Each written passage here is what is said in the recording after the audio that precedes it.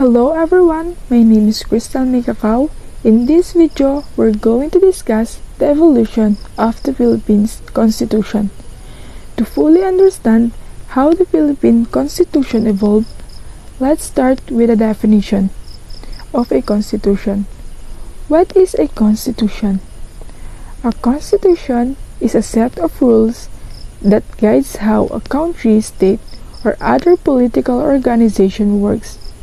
So, this is like a rule book for the government, and a rule stated in this rule book must be followed by the government.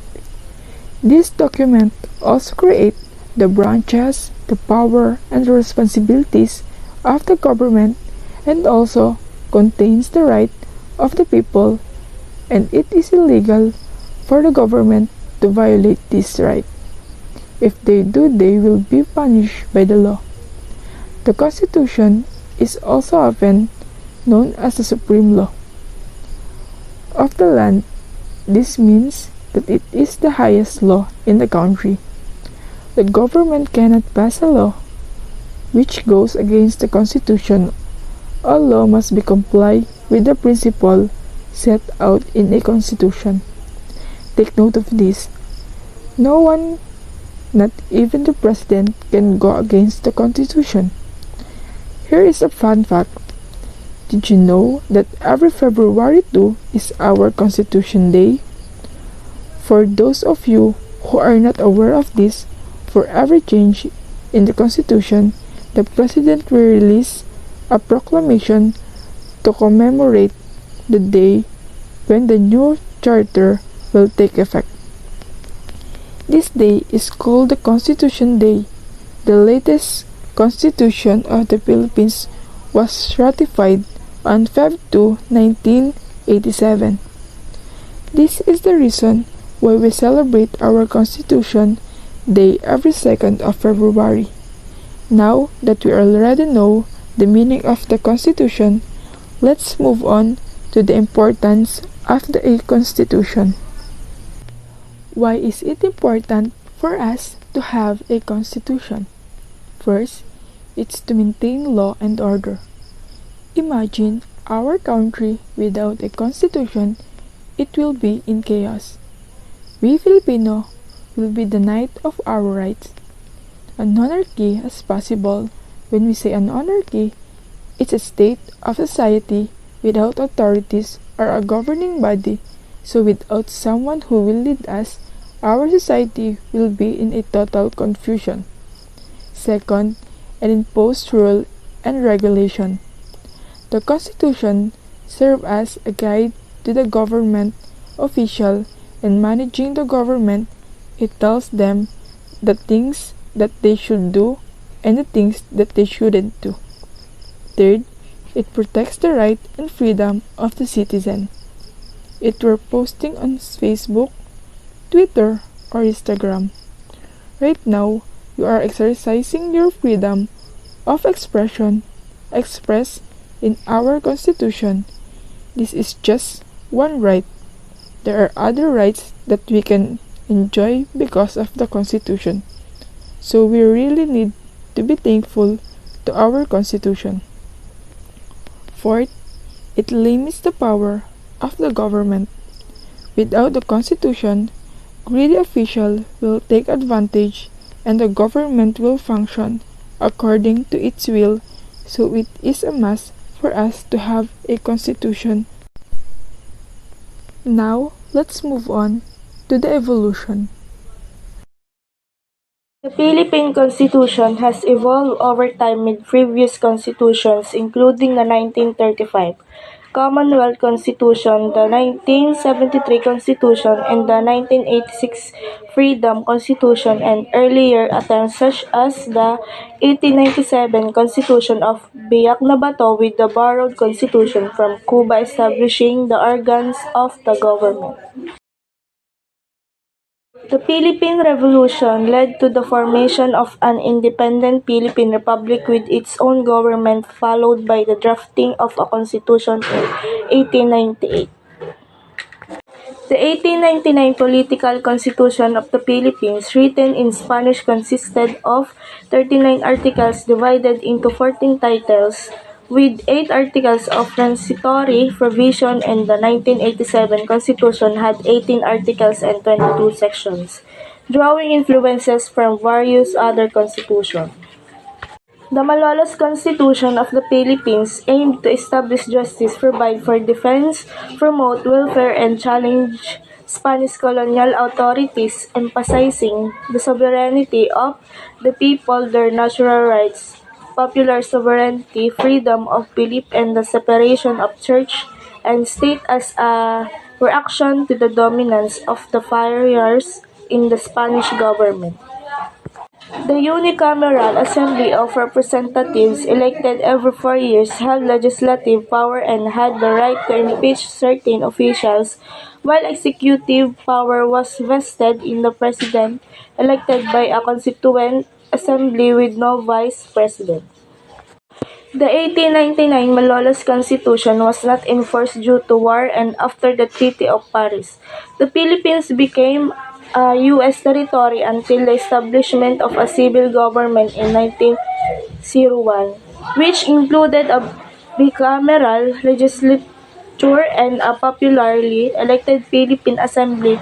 The Jones Law in 1916 removed the Philippine Commission and established a Senate elected by Filipino voters. Now let's move forward to the salient features of 1899 Constitution. First is a popular representative government. Second, a unicameral legislator. When you say unicameral, that means there is only one legislator called the assembly. Third, there was already a separation of the church and state. Fourth, there was already a Bill of Rights. And last, it already had a compulsory and free basic education. Now there is a problem with this constitution. It was not fully implemented because of the eruption of the Philippine-United States War, in which the Philippines lost the battle and paved way for American colonialization. And the Philippines, after the Spanish rule, the Americans came to the Philippines. The Filipinos were again colonialized for the second time. During the American period, an American-inspired constitution was made. This was the 1935 Constitution, which provided the legal basis of the Commonwealth government for the transition government before granting the Philippine independence. Now, here are the distinct features of the 1935 Constitution. First, it had a bicameral legislative.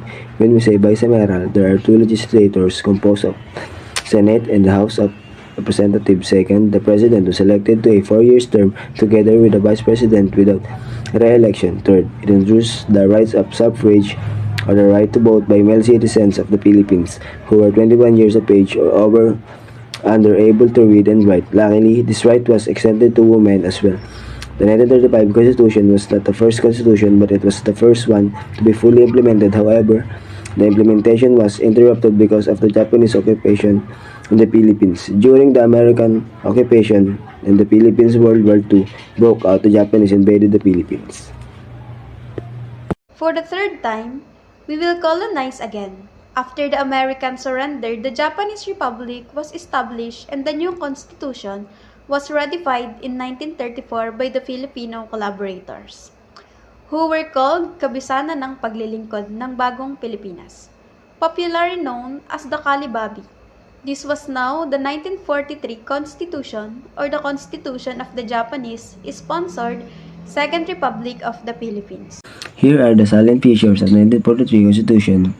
First, the 1943 Constitution provided for strong executive powers. Second, the legislative was a unicameral National Assembly and only anti-us can run for election. There was also a problem with this constitution. It was recognized as legitimate and binding only in the Japanese-controlled areas of the Philippines and was completely ignored by the United States government and the Philippine government and exile. This was just a short-lived constitution because the Americans came back and freed us from the Japanese, and the 1935 Constitution was restored. After a few years, the Americans finally gave us in our independence on July 4, 1946. Vice President ruled the Philippines using the 1935 Constitution until President Marcos came into the picture. Ferdinand Marcos was first elected in 1965 and was re-elected in 1969. During his time, there was a plan to make a new constitution. Delegates were elected to a constitutional convention which began to meet in 1971. In 1972, just before the end of Marcos' second term, he declared martial law because of the growing communists, but according to Medicaid Extend, victims of martial law, he did this to influence the ongoing constitutional convention. As a result, the Constitutional Convention wrote the Constitution in line with what President Marcos wanted.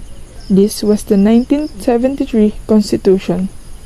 Now, here are the salient features of the 1973 Constitution. First, it established for the first time in Philippine history a parliamentary government with a prime minister as the president. Second, legislative powers was vested in a unicameral National Assembly elected by the people. And the third, it legalized all the decrees of proclamation and orders of the president. There were various amendments in the 1973 Constitution, but the most controversial was in the 1976 amendment.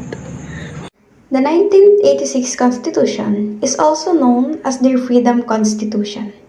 Now, here are the salient features in the 1986 Constitution. First, it was a verbatim copy of the 1973 Constitution, minus the provision of the Batasang Pambansa was completely abolished. Second, the country was in chaos after Marcos left Aquino vested on herself both executive and the legislative powers, the same powers that President Marcos exercised under the 1973 Constitution. Third, it was just a transitional constitution that lasted for a year, and a new commission was created to draft a new constitution, which was the 1987 Philippine Constitution. We the sovereign Philippine people, imploring the aid of Almighty God in order to build a just and human society and establish a government that shall embody our ideals and aspirations, promote the common good, conserve and develop our patrimony, and secure to ourselves and our posterity the blessings of independence and democracy under the rule of law and regime of truth, justice, freedom, love, equality, and peace, do ordain and promulgate this Constitution.